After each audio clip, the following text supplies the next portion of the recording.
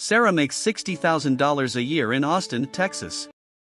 That's $5,000 a month. She found the 50/30/20 budget rule online, saved it, printed it out, put it on her fridge, and then she tried to follow it. 50% of her income, $2,500, was supposed to go to needs: rent, utilities, groceries. But her rent alone was $1,850. That's 37% of her income gone before she's bought a single thing. The rule said 50%. Reality said it was already impossible. So, is the 50/30/20 rule actually useful? Or is it just advice that sounds good but doesn't work in the real world? Let's find out. The 50/30/20 rule was popularized by Senator Elizabeth Warren. Yes, that Elizabeth Warren, in her book All You're Worth, published in 2005. The idea is simple. 50% of your take-home pay goes to needs: rent, groceries, utilities, car payment, health insurance, the stuff you can't avoid. 30% goes to wants: eating out, Netflix, gym membership, weekend trips, the stuff that makes life enjoyable. 20% goes to savings and debt payoff: emergency fund, retirement,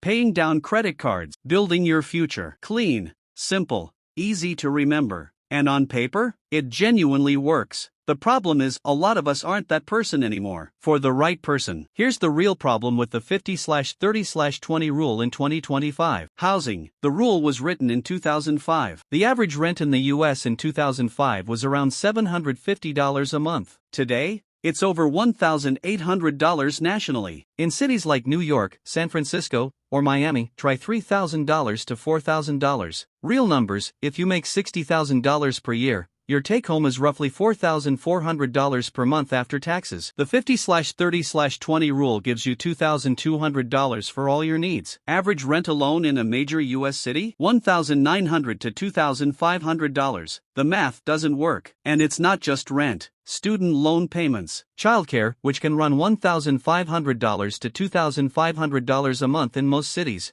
Car insurance that's gone up 20% in 2 years. Grocery bills that haven't stopped climbing. The 50% bucket overflows before most people can even think about wants or savings. So millions of Americans open up this rule, try it for a week, feel like a failure, and give up. And that's the worst possible outcome. Because the rule isn't stupid, it just needs to be adjusted. Here's what most financial advice gets wrong: they give you a rule and expect you to fix your life around it. It should be the other way around. The 50/30/20 rule is a framework, not a law. Think of it as a starting point, not a verdict. If your needs genuinely cost 60% of your income right now, that's okay. Start there. Work backwards. The goal isn't perfection. The goal is awareness. Most people who blow their budget don't do it on big purchases, they do it on small ones. $14 here, $9 there, $22 they forgot about. The rule gives you a structure to catch those leaks. Here's a practical version for people in expensive cities. Try 60/20/20 instead. 60% needs, accept that housing is expensive, 20% wants,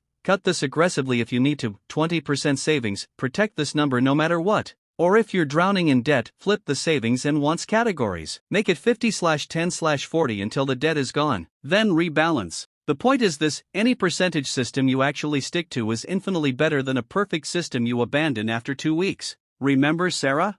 She didn't throw away the rule. She adjusted it. Her rent was $1,850 on a $5,000 take-home. That's 37% just for housing. So she accepted that her needs were going to be around 58% for now, not 50. She cut her wants category, canceled 2 subscriptions, stopped eating out 4 times a week, got it down to 1, and she protected her 20% savings, even when it was hard. In 18 months, she had $11,000 saved, an emergency fund for the first time in her adult life. Not because the rule was perfect, because she made it work for her actual life. Here's what I want you to do right now. 3 steps, 2 minutes. 1. Open your bank app. Look at last month's spending, roughly divided into needs, wants, savings. Don't judge it. Just see it. 2. Figure out your actual percentages. If needs are 65%, that's your starting point. Not a failure. A starting point. 3. Pick one number to protect. Just one. For most people, that's savings. Even $50 a month counts. Start there. The goal isn't a perfect budget. The goal is a budget you'll actually use tomorrow. Next video, we're covering the Roth IRA. If you don't have one, I'm going to show you why it might be the most important account you open this year. Subscribe so you don't miss it.